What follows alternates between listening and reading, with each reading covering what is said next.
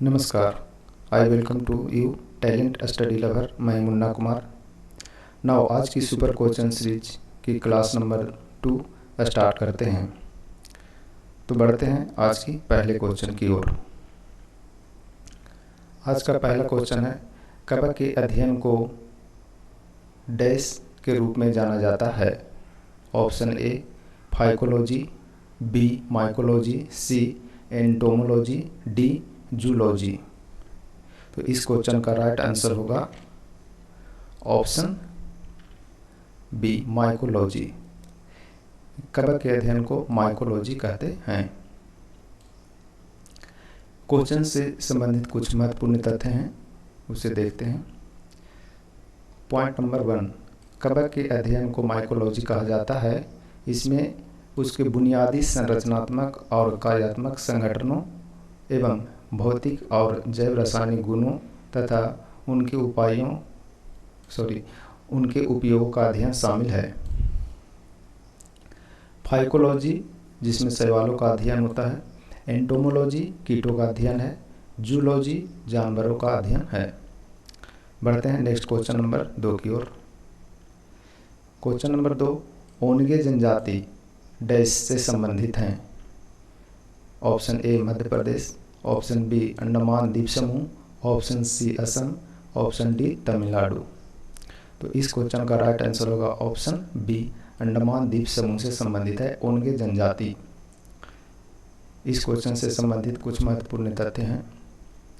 अंडमान द्वीप समूह में पाए जाने वाले कुछ जनजाति के नाम हैं, जैसे ओंगे, सेंटिनलीज, सुम्पेंस, जो कि निकोबार क्षेत्र में पाए जाते हैं। मध्य प्रदेश में पाए जाने वाली जनजाति हैं भील, गोंड, खोंड। असम में पाए जाने वाली जनजाति बोडो। तमिलनाडु में पाए जाने वाली जनजाति टोडा। झारखंड में पाए जाने वाली जनजाति को बिरहोर कहते हैं। तो बढ़ते हैं नेक्स्ट क्वेश्चन की ओर। नेक्स्ट है क्वेश्चन नंबर 3, बीसी राय पुरस्कार निम्नलिखित में से किस क्षेत्र में दिया जाता है। इस क्वेश्चन का ऑप्शन है, ऑप्शन ए संगीत के क्षेत्र में, बी पत्रकारिता के क्षेत्र में, सी पर्यावरण के क्षेत्र में और डी चिकित्सा के क्षेत्र में। तो इस क्वेश्चन का राइट आंसर है ऑप्शन नंबर डी, चिकित्सा के क्षेत्र में दिया जाता है। इस क्वेश्चन से संबंधित महत्वपूर्ण तथ्य कुछ। बीसी राय पुरस्कार चिकित्सा क्षेत्र में उत्कृष्टता के लिए प्रतिवर्ष दिया जाता है।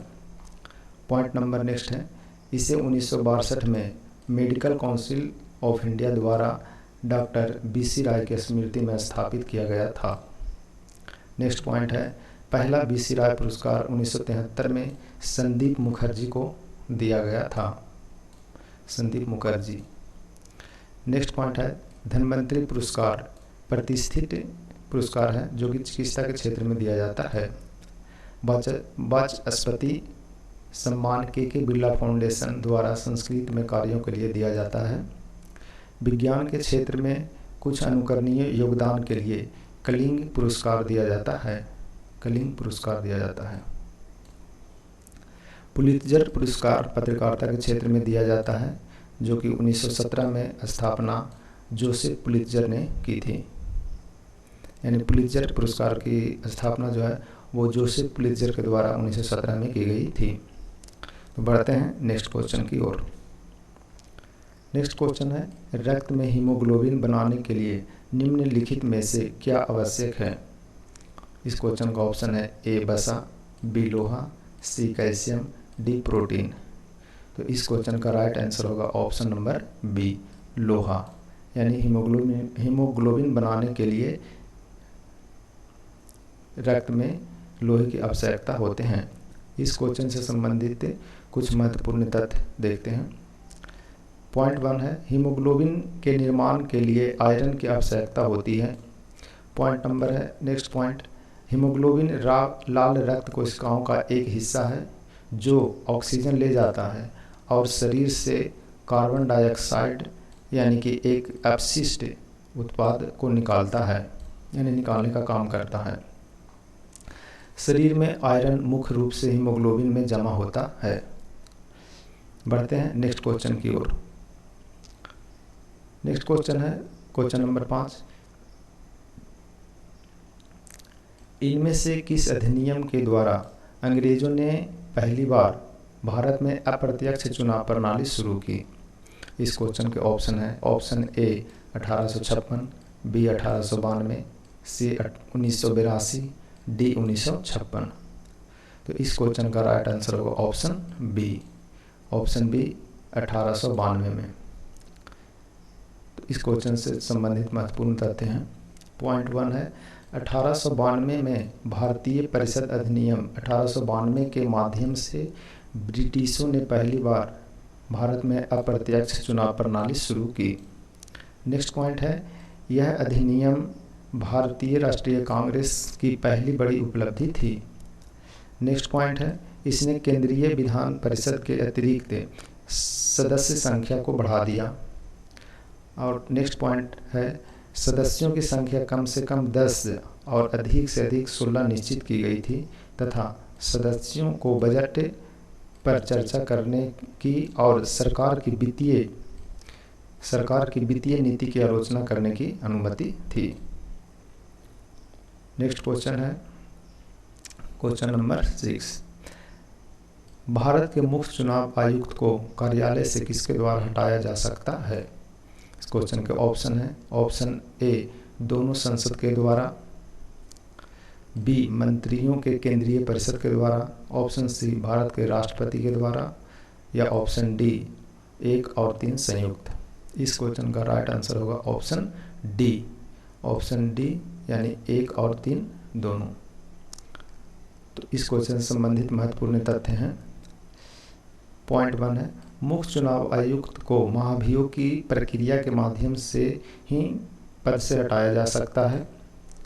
CEC यानी चीफ इलेक्शन कमीशन का कार्यकाल यानी मुख्य चुनाव का कार्यकाल 6 वर्ष या 65 वर्ष की आयु तक जो भी पहले हो तब तक रहते हैं। नेक्स्ट पॉइंट है उसे भारत के सर्वोच्च न्यायालय और उच्च न्यायालय के न्यायाधीशों के समान ही आधिकारिक दर्जा जैसे वेतन और सुविधाएं प्राप्त होते हैं। नेक्स्ट पॉइंट है मुख्य चुनाव आयुक्त को राष्ट्रपति द्वारा लोकसभा और राज्यसभा दोनों में 1/3 बहुमत के साथ संसद के दोनों सदनों द्वारा उस आशय के एक प्रस्ताव के आधार पर उनके पद से हटाया जा सकता है जो उसे साबित करेंगे दुर्व्यवहार के आधार पर या अक्षमता, जो कि दुर्व्यवहार या अक्षमता साबित करेंगे तभी उन्हें हटाया जा सकता है। प्रेजेंट टाइम में CEC यानी chief election commissioner Rajiv Kumar ji हैं। बढ़ते हैं नेक्स्ट क्वेश्चन की ओर। Next question number 7। भारतीय संविधान में अवशिष्ट शक्तियों का विचार डैश यानी किस देश के संविधान से लिया गया है? इस क्वेश्चन के ऑप्शन ए हैं दक्षिण Africa, B America, C Canada, D Japan. तो इस क्वेश्चन का राइट आंसर होगा ऑप्शन सी यानी कनाडा से लिया गया है। यानी भारतीय संविधान में अवशिष्ट शक्तियां जो वो कनाडा के संविधान से लिया गया है। देखते हैं कुछ महत्वपूर्ण तथ्य। भारतीय संविधान में कनाडा से ली गई निम्नलिखित चीजें हैं। जैसे पहला है एक मजबूत केंद्र के साथ संघ होगा। दूसरा पॉइंट है केंद्र में अवशिष्ट शक्तियों का निहित होना। पॉइंट नंबर 3 केंद्र द्वारा राज्य के राज्यपालों की नियुक्ति करना। और 4 नंबर है पॉइंट सर्वोच्च न्यायालय का सलाहकार क्षेत्राधिकार। कुछ और पॉइंट हैं मौलिक अधिकारों का प्रावधान संयुक्त राज्य अमेरिका के संविधान से लिया गया था।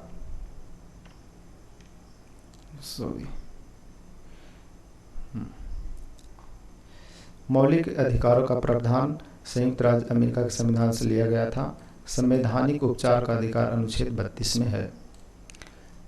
मौलिक अधिकार के बारे में कुछ पॉइंट है। मौलिक अधिकार का वर्गीकरण वर्तमान में मौलिक अधिकार अभी 6 हैं जिसमें अनुच्छेद बटा हुआ है। देखते हैं विस्तार पूर्वक थोड़ी सी। समानता का अधिकार अनुच्छेद 14 से 18 तक है। दूसरा स्वतंत्रता का अधिकार जो कि अनुच्छेद 19 से अनुच्छेद 22 तक। तीसरा नंबर है मौलिक अधिकार शोषण के विरुद्ध अधिकार जो कि अनुच्छेद 23 और 24 में है। अनुच्छेद 23-24। धार्मिक स्वतंत्रता का अधिकार अनुच्छेद 25 से 28 तक धार्मिक स्वतंत्रता के बारे में है। सांस्कृतिक तथा शिक्षा संबंधित अधिकार अनुच्छेद 29-30 तक, 29 से लेकर के 30 तक है। संवैधानिक उपचारों का अधिकार अनुच्छेद 32 में। कुल मिलाकर 6 मौलिक अधिकार अभी हैं। बढ़ते हैं नेक्स्ट क्वेश्चन की ओर। नेक्स्ट क्वेश्चन है सार्क यानी दक्षिण एशियाई क्षेत्रीय सहयोग संघ की पहली महिला सचिव कौन थी? इस क्वेश्चन के ऑप्शन है, option A Antonio Guterres, B Neeman Kingsley, C Madeleine Albright, D Fatima Diana Saeed. तो इस क्वेश्चन का राइट आंसर होगा option D, Fatima Diana Saeed हैं। देखते हैं क्वेश्चन के कुछ महत्वपूर्ण तथ्य। पॉइंट 1 में है मालदीव के पूर्व attorney general Fatima Diana Saeed SAARC की पहली महिला सचिव थी। नेक्स्ट पॉइंट है दक्षिण एशियाई क्षेत्रीय सहयोग संगठन यानी सार्क की शुरुआत और उसकी पहली बैठक दिसंबर 1985 यानी 1985 में बांग्लादेश की राजधानी ढाका में हुई थी। यानी सार्क की ढक्कन जो है वो ढाका में खुला था। यह दक्षिण एशिया के 8 देशों का एक समूह है जिसकी स्थापना का मुख्य उद्देश्य दक्षिण एशिया में रहने वाले लोगों के जीवन की गुणवत्ता में सुधार लाना और कल्याण को बढ़ावा देना है। सार्क के सदस्य जो हैं देश का नाम देख लेते हैं कौन कौन है। पहला भारत, अफगानिस्तान, बांग्लादेश, भूटान, मालदीव, नेपाल, पाकिस्तान और श्रीलंका। टोटल 8 कंट्री सार्क के सदस्य हैं। बढ़ते हैं नेक्स्ट क्वेश्चन की ओर।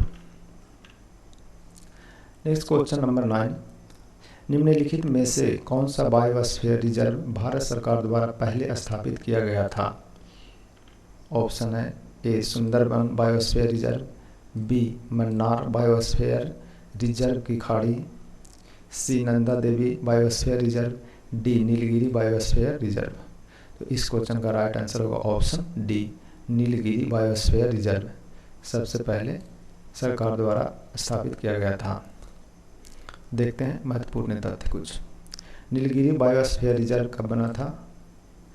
1986 में। सुंदरबन 1989, नंदा देवी उद्यान और बायोस्फीयर रिजर्व बना था 1988 में।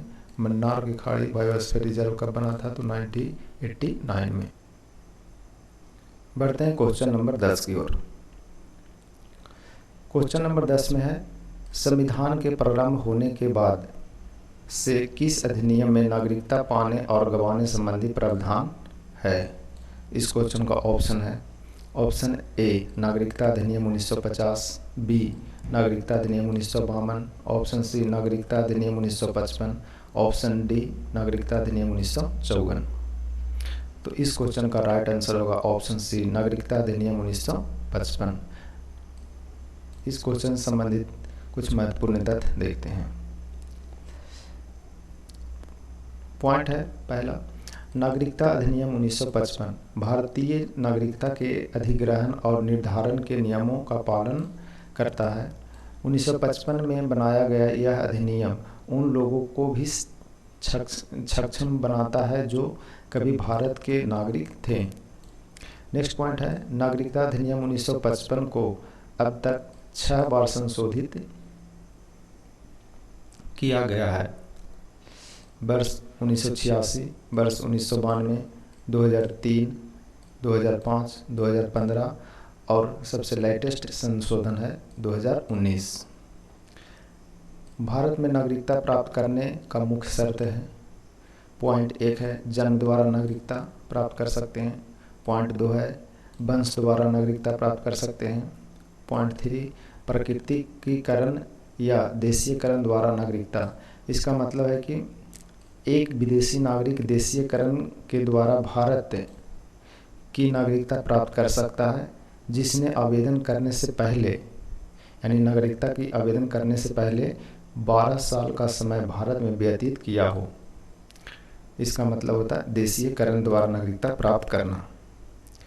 और चौथा पॉइंट है पंजीकरण द्वारा नागरिकता प्राप्त करना, यानी भारत में नागरिकता प्राप्त करने के लिए 4 शर्त हैं। तो आज की क्लास यहीं समाप्त होते हैं। 10 क्वेश्चन की सीरीज चल रहे हैं।